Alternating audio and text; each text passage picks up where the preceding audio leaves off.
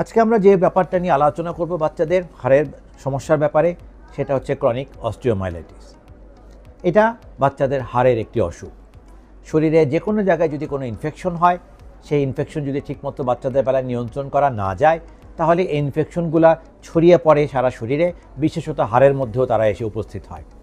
এবং এই হাড়টা যখন এই ইনফেকশনের কারণে আক্রান্ত হয়, তখন সে ভয়ঙ্কর রকমের দুর্বল হয়ে পড়ে, অল্প আঘাতেই ভেঙে যায়, পায়ের উপরে কোনো রকম ভর ওজন দেওয়া যায় না, বাচ্চারা নড়াচড়া, হাঁটাচলা, খেলাধুলা সবই প্রায় টোটালি বন্ধ করে ফেলে। এই হাড়ে যে সরাসরিও ইনফেকশন হতে পারে না তা না, তবে বাচ্চাদের বেলায় বেশিরভাগ সময় অন্য কোনো একটা জায়গায় ইনফেকশন হয়, যেটাকে ঠিকমতো নিয়ন্ত্রণ করতে না পারলে পরবর্তীতে ওই জায়গার ইনফেকশন সেরে যাওয়ার পরে এটা পরবর্তীতে হাড়ের ভিতরে এসে আক্রমণ করে। তিনটি জায়গার ইনফেকশনকে আমরা মূলত এই হাড়ের ভিতরে ইনফেকশন আসার জন্য সন্দেহ করি। একটা হচ্ছে যে কোনো গলার ইনফেকশন, সেটা গলায় ইনফেকশন হওয়ার কারণে সোট হতে পারে, টনসিলাইটিস হতে পারে, ফ্যারিঞ্জাইটিস হতে পারে। এই ইনফেকশনগুলোকে কন্ট্রোল করতে না পারলে এরা যায় সুন্দর করে হাড়কে আক্রমণ করতে পারে। দ্বিতীয় যে জায়গাটা হচ্ছে সেটা হলো চামড়ার ইনফেকশন, যে কোনো চুলকানি রোগ থেকে হতে পারে। এবং তৃতীয়টি হচ্ছে প্রস্রাবের রাস্তা ইনফেকশন, যেটাকে আমরা বলি ইউরিনারি ট্র্যাক্ট ইনফেকশন। এই তিনটা জায়গার ইনফেকশনকে যদি ঠিকমতো নিয়ন্ত্রণ করা না যায়, তাহলে এই তিন জায়গার ইনফেকশন রক্তের মাধ্যমে আমাদের শরীরে যে কোনো হাড়েই যে আক্রমণ করতে পারে। তবে বেশিরভাগ সময় দেখা যায় যে পায়ের এবং হাতের যে লম্বা হাড়গুলো আছে তারাই সাধারণত আক্রান্ত হয় বেশি। এটা একদম একদিনের বাচ্চা, এক সপ্তাহের বাচ্চা, এক মাসের বাচ্চা থেকে শুরু করে 18 বছর বয়স পর্যন্ত যে কোনো সময় হতে পারে। একটু বড় বাচ্চা হলে তখন বাচ্চারা আমাদেরকে বলতে পারে কোন জায়গায় ব্যথাটা কি সহ্যের বাইরে চলে যাচ্ছে কিনা, ওই জায়গাটা ফুলে আছে কিনা, গরম হয়ে আছে কিনা, পায়ে ভর দিতে পারে কিনা, কোন পা বা হাতের কোন জয়েন্টগুলো নাড়তে গেলে তার ব্যথা বেশি লাগে, তারা মুখেই বলতে পারে। কিন্তু সমস্যা হয়ে যায় যখন বাচ্চা থাকে খুবই ছোট, মনে করেন 3 মাস, সে তো আর আমার সাথে কথা বলতে পারে না।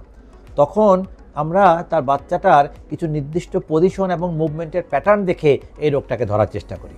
একটা ছোট বাচ্চা যখন আনন্দেই হাসাহাসি করুক অথবা কান্নাকাটি করুক, সে কিন্তু তার 4 হাত পা একসঙ্গে ছোড়াছুড়ি করে এই কাজটা করে। কোনো কারণে যদি মনে করেন তার ডান হাতে এই প্রবলেম হয়, তখন দেখা যায় যে বাচ্চারা যখন জ্বরের কারণে, ব্যথার কারণে কান্নাকাটি করে, বাকি 3 হাত পা নাড়াচাড়া করলেও ওই ডান হাতটা সে একদমই নাড়ে না, স্থির করে ধরে রাখে এবং মা এই জিনিসটাকে নোটিস করতে পারে।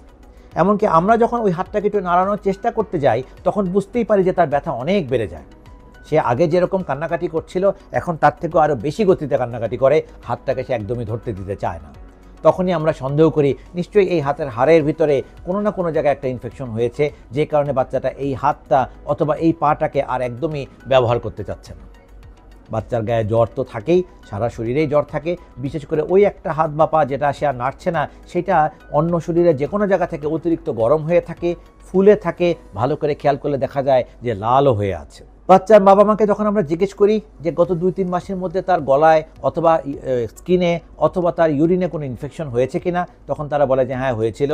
তারা কোনো ডাক্তারের কাছে হয়তো যায়নি, ফার্মেসি থেকে কিছু ওষুধপত্র কিনে খাইয়েছে, কিছুদিন পর জ্বর ব্যথা সবই ভালো হয়ে গেছে। কিন্তু ওই যে বললাম, অ্যাপ্রোপ্রিয়েট চিকিৎসা না হওয়ার কারণে ভিতরে রোগ জীবাণুটা আসলে রয়ে গিয়েছিল, যে রোগ জীবাণুটা পরবর্তীতে রক্তের মাধ্যমে পরিবাহিত হয়ে এই হাড়ের ভিতরে চলে আসে।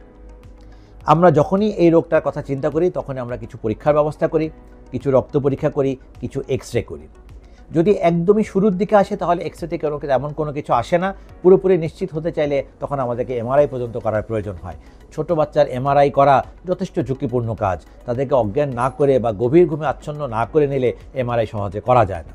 তবে এই রোগটা হাতের বিচারে এবং কিছু রক্ত পরীক্ষার মাধ্যমেই অনেকটাই নিশ্চিতকরণভাবে ধরা যায়। যদি আমরা নিশ্চিত হতে পারি যে এটা অস্টিওমাইলাইটিস হিসেবে হয়েছে, তাহলে আমরা সাথে সাথে চিকিৎসা শুরু করি। আমরা একটা পায়ে প্লাস্টার দিয়ে দিই, যাতে এই পাটা নড়াচড়া না করে, যাতে তার ব্যথা কমে যায়। তাকে প্যারাসিটামল জাতীয় ওষুধ দিয়ে জ্বর কমানোর ব্যবস্থা করি, একই সাথে ব্যথাও কমানোর ব্যবস্থা করি। তার খাওয়া দাওয়া, নিউট্রিশনাল কোনো ডেফিসিয়েন্সি যাতে না থাকে সেদিকে ব্যবস্থা নেই। এবং সর্বোপরি আমরা যদি নিশ্চিত হতে পারি যে এখানে পুঁজ পানি জমে আছে, তাহলে অপারেশন করে এই পুঁজ পানিগুলোকে বের করে দেওয়ারও ব্যবস্থা করি। ছোট বাচ্চাদের হাড়ের সেরে ওঠার ক্ষমতা খুবই ভালো। হাড়গুলো বেশি মাত্রায় নষ্ট হবার আগেই আমরা যদি অপারেশন করে এই পুঁজ পানিগুলোকে বের করে দিতে পারি, তাহলে এই হাড়টা আবার পুরোপুরি ঠিক হয়ে যেতে পারে। কিন্তু যতই সেরে ওঠার ক্ষমতা থাকুক, তারও একটা লিমিটেশন আছে। ফলে এই হাড়টা যদি তার লিমিটেশনের বাইরে চলে যায়, ইনফেকশন হয়ে নষ্ট হয়ে যায়, তাহলে এটা চিকিৎসা দেরিতে করার কারণে ইনফেকশন দূর করা গেলেও হাড়টা তখন পুরোপুরি সেরে উঠতে পারে না। এটা বাঁকা হয়ে যায়, ভেঙে যায়, বাঁকা হয়ে জোড়া লাগে, অন্য পায়া বা হাতের সাথে তাল মিলিয়ে বড় হতে পারে না। যত বড় হয় দেখা যায় যে 2 পা অথবা 2 হাত একটা আরেকটা একে অপরের সাথে সমানভাবে বড় হতে পারে না, একটা ছোট অথবা একটা বড় হয়ে যায়। ফলে এই রোগটার ব্যাপারে আপনাদের সবারই সাবধান থাকা উচিত। যদি আপনারা কখনো দেখেন যে বাচ্চা জ্বর আসছে, হাত বা পা কোনো একটা নির্দিষ্ট জায়গা অতিরিক্ত ফুলে যাচ্ছে, গরম হচ্ছে, লাল হচ্ছে, সেই হাত বা পাটাকে সে একদমই নাড়তে দিচ্ছে না, ধরলেই কান্নার পরিমাণ আরও বেড়ে যাচ্ছে, তাহলে একদমই দেরি না করে সাথে সাথে আমাদের কাছে নিয়ে আসবেন। নিয়ে আসলে আমরা কিছু পরীক্ষার মাধ্যমে আগে রোগটাকে নির্ণয় করব। রোগটা যদি অস্টিওমাইলাইটিস হিসেবে আমরা নির্ণয় করতে পারি, তাহলে যে চিকিৎসাগুলোর কথা আমরা বললাম, ওষুধপত্র দিয়ে ব্যথা কমানো, জ্বর কমানো, একটা প্লাস্টার দিয়ে হাত বা পাটাকে পূর্ণ বিশ্রামে রাখা, তার নিউট্রিশনাল ডেফিসিয়েন্সি কভার করা, এবং সর্বোপরি তার শরীরে যদি হাড়ের ভিতরে কোনো ইনফেকশন বা পুজ পানি জমে থাকে, তাহলে সেটা অপারেশনের মাধ্যমে বের করার ব্যবস্থা করা, এইগুলো তখন আমরা বাচ্চাটার জন্য গ্রহণ করি। এবং এই ব্যবস্থাগুলো যখন গ্রহণ করা যায়, যদি সঠিক সময়ের মধ্যে করা যায়, তাহলে আল্লাহর রহমতে এই হাড়টা পুরোপুরি পরবর্তীতে সেরে ওঠে। সময় লাগে, 1-2 দিনে হয় না, 3-4 সপ্তাহ, 2-3 মাস পর্যন্ত লেগে যায়, কিন্তু এই হাড়টা আবার পুরোপুরি তার পূর্ণ শক্তি ফেরত পায়। কিন্তু আপনারা যদি সময় মতো আসতে না পারেন, অনেক দেরি করে আসেন, তখন আমরা একই চিকিৎসা পদ্ধতি প্রয়োগ করি, কিন্তু রেজাল্ট তখন পুরোপুরি ভালো হতে চায় না। বিশেষ করে একটু বয়স্ক বাচ্চা যদি হয়ে যায়, 12-13 বছর বয়স হয়ে গেছে, তারা যদি দেরিতে আসে, তখন এই হাড়টা আর পুরোপুরি সেরে উঠতে পারে না। হাড়গুলো দুর্বল থাকে, ভর দেওয়া যায় না, ভাঁজ করা যায় না, নিচু জায়গায় বসা যায় না, ঠিকমতো খেলাধুলা করা যায় না, সময়ের সাথে সাথে হাড়গুলো বেঁকে যেতে থাকে, এবং সবচেয়ে বেশি খারাপ, অন্য পায়ের সাথে তাল মিলিয়ে বড় হতে না পারার কারণে 2 হাত বা 2 পা 2 রকম দৈর্ঘ্যের হয়ে যায়। তখন এগুলা দিয়ে কাজকর্ম করতে তাদের যথেষ্টই অসুবিধা হয়।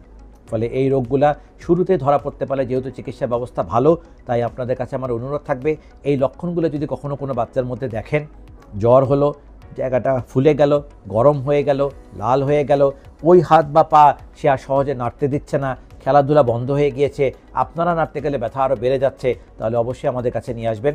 আমরা কিছু পরীক্ষার মাধ্যমে রোগটা নির্ণয় করে এর যথোপযুক্ত চিকিৎসার মাধ্যমে হাড়টা যাতে পুরোপুরি আবার আগে সুস্থ অবস্থায় ফেরত চলে আসতে পারে, তার ব্যবস্থা করব।